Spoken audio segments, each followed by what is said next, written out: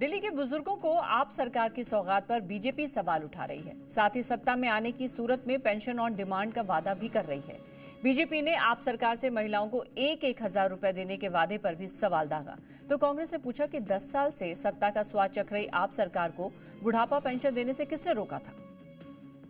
चुनावी सुगबुगाहट के बीच आप सरकार ने दिल्ली के बुजुर्गों को तोहफा क्या दिया। दिल्ली बीजेपी ने भी आप सरकार को घेरने में देर नहीं लगाई। दिल्ली बीजेपी अध्यक्ष वीरेंद्र सचदेवा ने ऐलान किया है कि सत्ता में आते ही पार्टी दिल्ली के 100% बुजुर्गों को ऑन डिमांड पेंशन देगी। सचदेवा ने 80,000 नए बुजुर्गों को पेंशन देने के आप सरकार के ऐलान को ऊंट के मुंह में जीरा करार दिया। बीजेपी ने केजरीवाल के उस दावे पर भी सवाल खड़े किए जिसमें कहा गया कि देश भर में सबसे ज्यादा बुढ़ापा पेंशन दिल्ली सरकार दे रही है। बीजेपी के पूर्व मेयर विपिन बिहारी ने लोकसभा चुनाव से पहले महिलाओं को 1,000 रुपए देने के आपके चुनावी वायदे की याद भी दिलाई।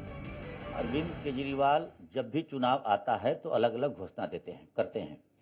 जब लोकसभा चुनाव आया तो महिलाओं के लिए 1,000 रुपए का घोषणा कर रहे थे, फार्म भरवा रहे थे, लेकिन आज तक उसका कोई अता पता नहीं है कि वो फार्म कहाँ गया और कब महिलाओं को मिलेगा।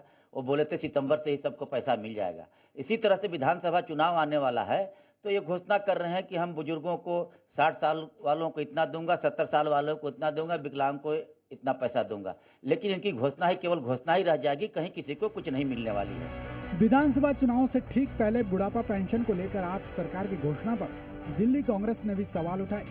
दिल्ली कांग्रेस प्रवक्ता अनुज आत्रेय ने पूछा कि 10 साल से आम आदमी पार्टी सत्ता में है, आखिरकार उसे बुजुर्गों को पेंशन देने से किसने रोका था। जो आपने बीते 10 वर्षों से इन बुजुर्गों की पेंशन रोके रखी जिसको कांग्रेस की सरकार दे रही है, और अब आप घोषणा कर रहे हैं, ये बताइए वो पेंशन उनको कब मिलेगी। क्या इसमें कोई बहानेबाजी तो नहीं होगी कि आपकी और राजभवन के झगड़े के बीच में आप घोषणा कर दी और उसके बाद कहें वो नहीं दे रहे हैं।